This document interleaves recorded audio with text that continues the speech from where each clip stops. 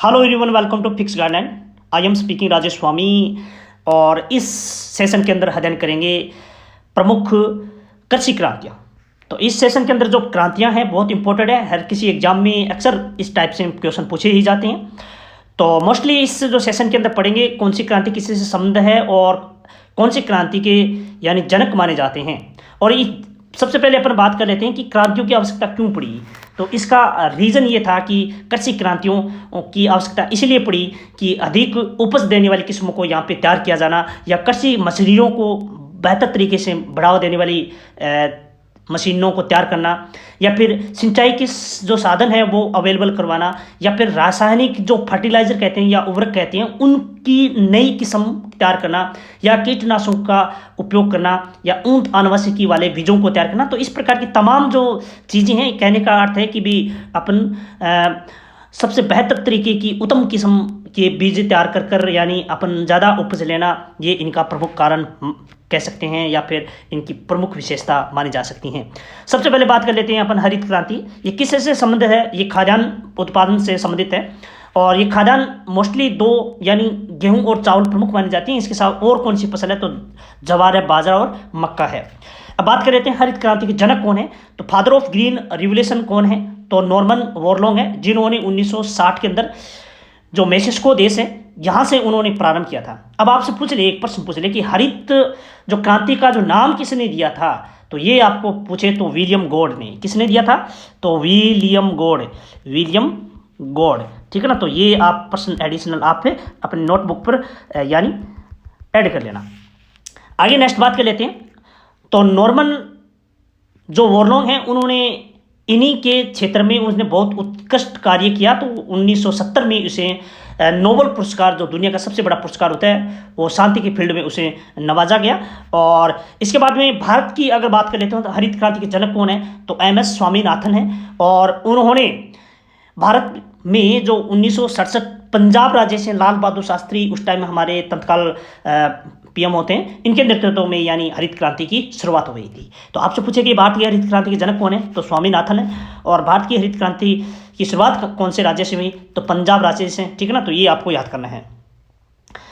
अगली जो क्रांति है वो श्वेत क्रांति है। और श्वेत यानी व्हाइट जो रिवोल्यूशंस, इसका संबंध है दूध से, यानी दूध व्हाइट होता है।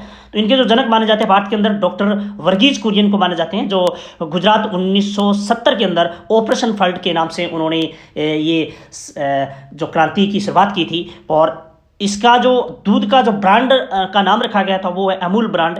और वर्तमान टाइम की अगर देखा जाए तो भारत विश्व में दुग्ध उत्पादन में विश्व में प्रथम स्थान रखता है। थोड़ी सी और डिटेल जान लेते हैं कि विश्व दुग्ध दिवस कब बनाया जाता है। तो 1 जून को बनाया जाता है।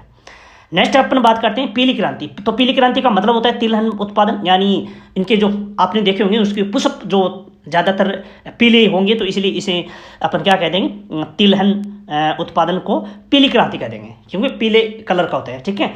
इनके जो जनक कौन माने जाते हैं? तो सैम पित्रोदा को माना जाता है। और इनमें आने वाली फसल कौन कौन सी है तिलहन में? तो सरसों है, तिल है, मूंगफली है, सोयाबीन है, कुसुम है, सूरजमुखी है, और नाइजर है, अलसी और अरंडी, यानी तेल निकलने वाली। ठीक है ना।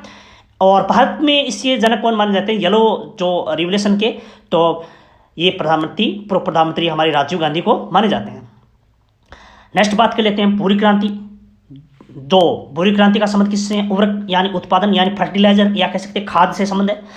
इसका प्रमुखतः उत्तम किस्म की बागवानी फसलों का प्रोडक्शन बढ़ाने और एक्सपोर्ट के लिए मूलभूत सुविधाओं को बढ़ाना या भूरी क्रांति का आधार था, यानी भूरी क्रांति कहा जाता है। और इनके जो जनक माने जाते हैं वो हीरालाल चौधरी को माने जाते हैं। अब मोस्टली अपन बात कर लेते हैं कौन कौन सी क्रांति किससे संबंध है। इतनी डिटेल से अपन चर्चा नहीं करेंगे क्योंकि इससे कोई ज़्यादा मतलब गहरा इतना प्रश्न नहीं पूछा जाता। तो स्वर्ण जो क्रांति है इसका संबंध किससे है? तो फल और शहद उत्पादन से। और भारत में ये क्रांति 1991 में शुरू हुई थी। नीली क्रांति का संबंध किससे है? तो मत्स्य उत्पादन से है। इसके जनक कौन है? तो अरुण कृष्णन है। लाल क्रांति का संबंध किससे है? तो टमाटर और मांस उत्पादन से। इसके जनक कौन है? विशाल तिवारी हैं। गुलाबी क्रांति का जो संबंध है वो किससे है? तो झींगा मछली उत्पादन से है। इसके जनक दुर्गेश पटेल हैं। सिल्वर फाइबर क्रांति का संबंध किससे है? तो कपास उत्पादन से है। इसके जनक कौन है? तो इंदिरा गांधी जी हैं। अगली रजत क्रांति का संबंध किससे है? तो अंडा से। गोल्ड क्रांति का संबंध किससे है? तो आलू से। और कृष्ण यानी ब्लैक क्रांति या फिर अपन काली क्रांति कह सकते हैं, पेट्रोलियम या फिर बायोडीजल उत्पादन से हैं, और लाल क्रांति टमाटर और मांस से हैं, और ग्रीन गोल्ड क्रांति चाय उत्पादन से हैं, बादामी क्रांति मसाला उत्पादन से हैं, सुनहरी क्रांति फल उत्पादन से हैं, और अमृत क्रांति नदी जोड़ो परियोजनाओं से हैं, और हरित सोना क्रांति इसका संबंध बांस उत्पादन से है, और इंद्रधनुष्य क्रांति यानी सभी जो क्रांति हैं उन क्रांतियों को यानी इस पर काम करना यानी इंद्रधनुष्य क्रांति कहलाती हैं। तो आई होप शायद क्लास बहुत अच्छी लगी होगी, और मैं मानता हूँ कि अगर इस टॉपिक से अगर कोई क्वेश्चन आता है तो शायद ही बाहर जाए, ठीक है ना। तो थैंक यू। इस सेशन में अपन इतना ही देने करेंगे, मिलते हैं नेक्स्ट सेशन के साथ, तब तक के लिए धन्यवाद।